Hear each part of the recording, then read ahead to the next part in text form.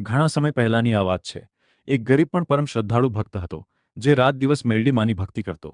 તેના જીવનમાં એક એવી આફત આવી કે તેના પર ખોટો કેસ કરવામાં આવ્યો. દુશ્મનોએ તેને જેલ ભેગો કરવા માટે ખોટા પુરાવા ઊભા કર્યા હતા. મામલો અદાલત કોર્ટ સુધી પહોંચ્યો.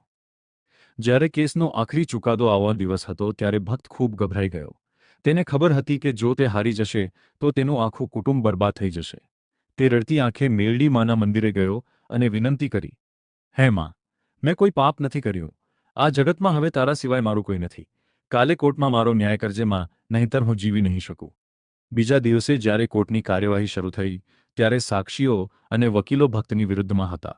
જજ સાહેબ ચુકાદો લખવા જ જઈ રહ્યા હતા ત્યાં જ અચાનક કોર્ટના ખંડમાં એક તેજસ્વી દિવ્ય ઉર્જાનો અનુભવ થયો. કહેવાય છે કે તે સમયે મેરડીમાં એક અદૃશ્ય શક્તિ તરીકે ત્યાં હાજર થયા. જે સાક્ષીઓ ખોટું બોલવાના હતા તેમની જીભ લથડવા લાગી. તેઓ સાચું બોલવા મજબૂર થયા અને કબૂલ્યું કે આ ભક્ત નિર્દોષ છે. જજ સાહેબને પણ આશ્ચર્ય થયું કે અચાનક પુરાવાઓ કેવી રીતે બદલાઈ ગયા. અંતે સત્યનો વિજય થયો અને ભક્તને નિર્દોષ છોડી દેવામાં આવ્યો. ભક્ત સમજી ગયો કે આ તેની મેરડીનો જ ચમત્કાર હતો. તે દિવસથી લોકો મેરડી માને કોર્ટના કામ ઉકેલનારી દેવી તરીકે પણ પૂજવા લાગ્યા. મેરડીમાં હંમેશા સત્યની પડખે રહે છે.